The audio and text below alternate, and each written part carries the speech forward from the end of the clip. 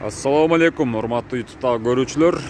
Мен буга чейин 17 октябрда 2 жума мурун мына ушул Ош Кара Суу жолунун дал ушул бөлүгү Тагыраагы базарга чейинки бөлүгүн сиздерге видеого тартып көрсөткөн болчумун. Анда мына ушул жол оюлуп, казылган боюнча калып кетиптир, анан жамалбай калыптыр деп айткан болчумун. Азыр мына водительдер мына ушул жерде же ортого салыш керек. Анткени ортодо бир аз дөңүрак, а могул чекеде болсо четке салат, көрүп атасыздарбы? Шуну жамап ордуна келтирип койсо болбойбу деген суроо да. Кийин мына 3-4 күн мурун бул жер жамалып оңдолуптур.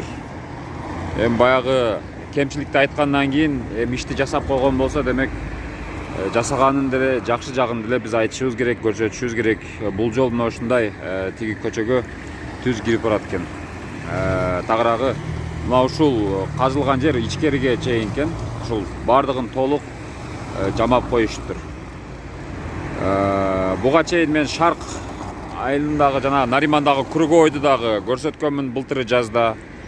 Быйыл асфальттап атканын дагы көрсөттүм. Бул жерде дагы 2 апта мурун ушул казып коюп оңдоптур деп көрсөткөн болчумун. Мына бүгүн оңдогондон кийин дагы көрсөтүп атам.